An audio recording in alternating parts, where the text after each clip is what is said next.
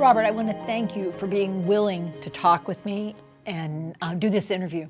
Okay. And you are here in Newport News, Newport News. and you used to be in the Navy, Yes, and you had a head injury when you were in the Navy. correct. And then more recently, you were identified as having Alzheimer's. Yes. Yeah. Tell me about getting that identified. How was it getting that?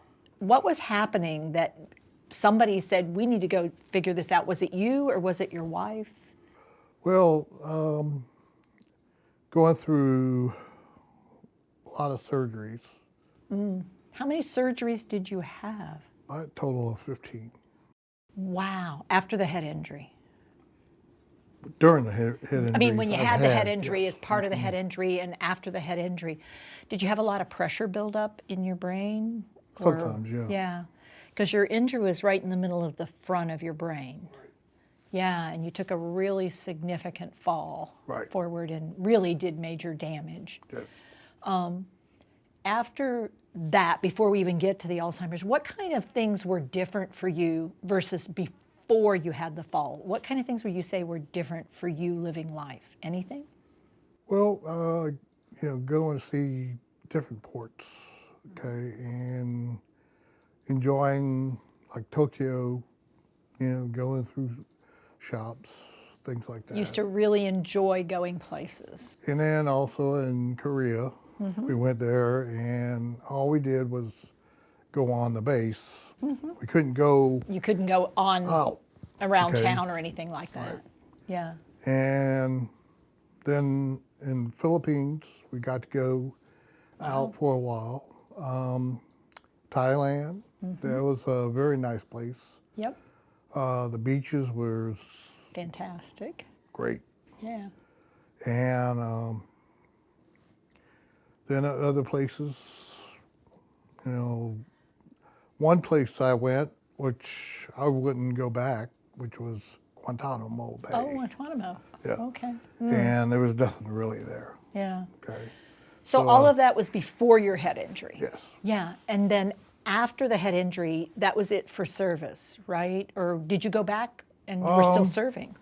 Well, I was still going because I didn't realize I had it until Wow. toward the end of my 15 years. Wow. So it was 15 years after the head injury that they discovered that you started to have changes in your abilities. It was on a subtender, well, not a subtender, but a guided cruiser. Okay. Okay, and I'm trying to think, I can't remember the name of the ship, but it was out of California. Okay. And it was right after quarters, okay, and I went down and I was going over the hump of the, What are those things called? The that you open and close to go from one level to the hatch. next? Hatch. There you go. Good. Good job. okay, and it's called the knee knocker, okay, which was about that high. Catches you Yes. on the shin. And so most places it was lower. Okay, this one I wasn't Oops. thinking that was That much higher. higher because the others were lower. Okay. So when I did it, I tripped. I went straight through, hit the knee, the ladder. Ouch. Okay, it was going up into the ceiling. Oops. Okay, and this was in the gym. Okay. Okay. Oh. And so when I hit that, it pretty much knocked me out for a while. Okay. And then they took me to Portsmouth, Okay. okay, because we was in here. Okay. So you came back to the East Shore and to Virginia. And they sent me over to Portsmouth, Okay. and they really didn't check me. No. Okay, because, You were back. It was. went through, oh, you're fine, and took me back to the ship. Wow. So no immediate care really. You just as small. It was just you knocked yourself. Here, get back up, keep going. And it was only after that you started to have more and more problems. Right. and that was the head injury starting to show itself. Correct. And you developed more and more symptoms of having had a head injury. Right. But you got through that, and you ended up coming out of service. Right. Is that true? True. And now you're in the middle of, what, in your 50s? No, I'm 65. But at that time, you were in the middle, were in into your 50s, 50s. yeah. And things started to be different between what you were doing and wanting to do and what your wife was okay with. Right. So you guys were starting to have some problems with each other. What did you think that was when you guys were starting to have problems? Well, usually I'm told by either my mother or my dad that when I get hot-headed, that, I have a temper. It's your temper and it's your attitude. Yeah. So it was a lot of being angry, being frustrated, not liking things. Right. How did y'all figure out that what you had was brain changes that are consistent with Alzheimer's? Because it took you guys a while to move from, we're just having marital problems, I have a bad temper, to there's something wrong here that's getting worse. Right. Yeah. So you discovered, they say, you found out for sure it's Alzheimer's. Right. Because I had to do a spinal tap. Yeah, got the spinal tap, and that's where they found the fluid. That check, look at Right. that. Yeah, that's what you have. And if I wouldn't have done that, Still I would wouldn't know still for be- sure. yeah. You'd still be having behavioral problems. Right. So once you found that out, how did that change things for you? well, I wouldn't be able to get to work. So once that happened, then it was okay. Right. Now you can't do that anymore. Right. Yeah. So was that sad, or was that sort Yes, of like, it was sad because I couldn't do anything. I had to pretty much stay around the house. Couldn't drive. no driving? How about, what other kind of things did you like doing that you felt like that wasn't in the cards anymore? You weren't allowed to do those things? Well, before I used to go out and bowl. Bowling. And I couldn't do any of that. With bowling, what made it really hard for you to even think about going bowling there? Was it your sadness, Well, or was no, it skill? It was because I wouldn't be able to drive. Oh, so not driving eliminated a lot of possibilities how you spent Correct. time. Yeah.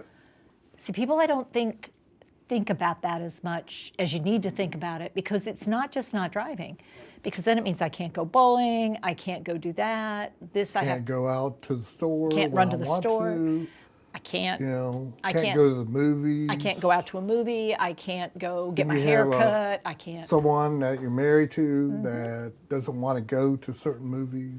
And then you can't get to go. Yeah. So it changes life a lot. It's not just a little bit. How hard was that to give up? Hard.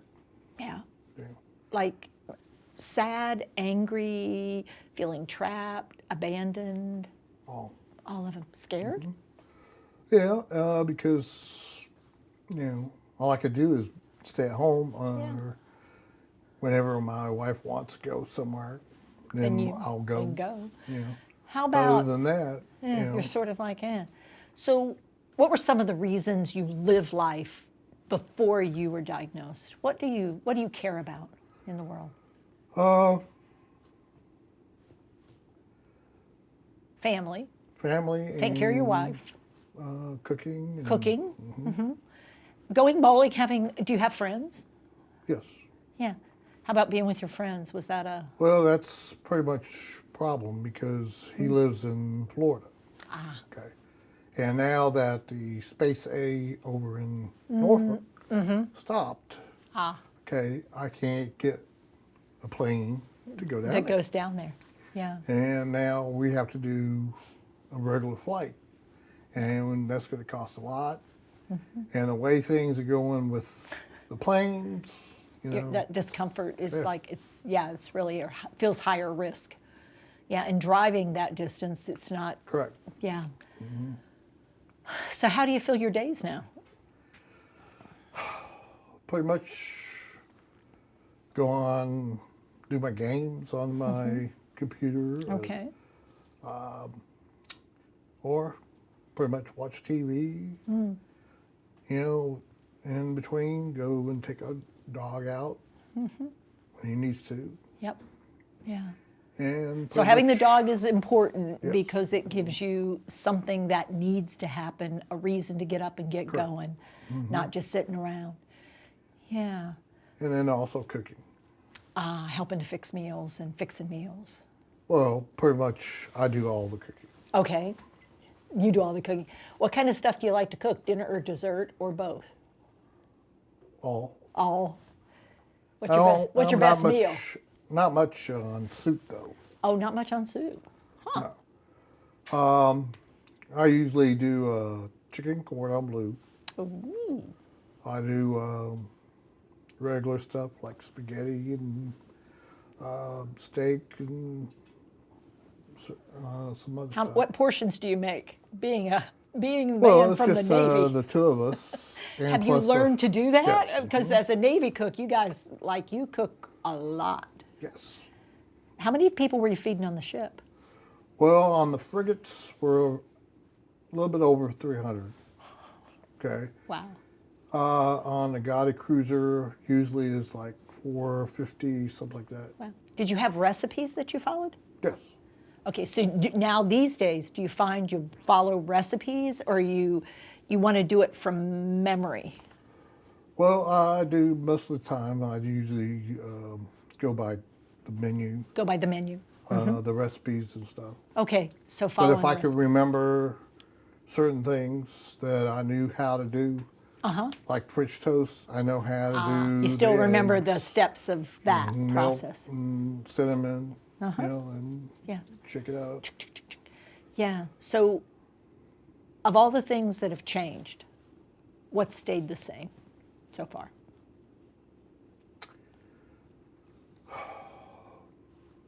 The willing to be able to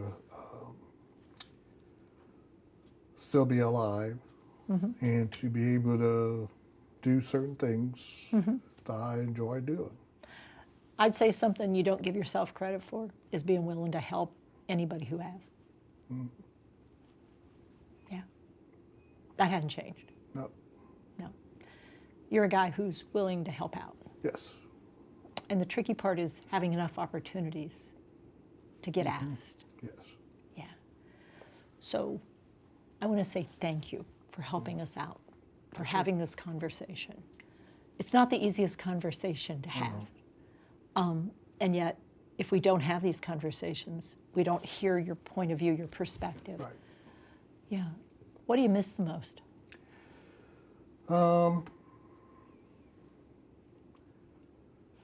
Well, taking my wife to certain places,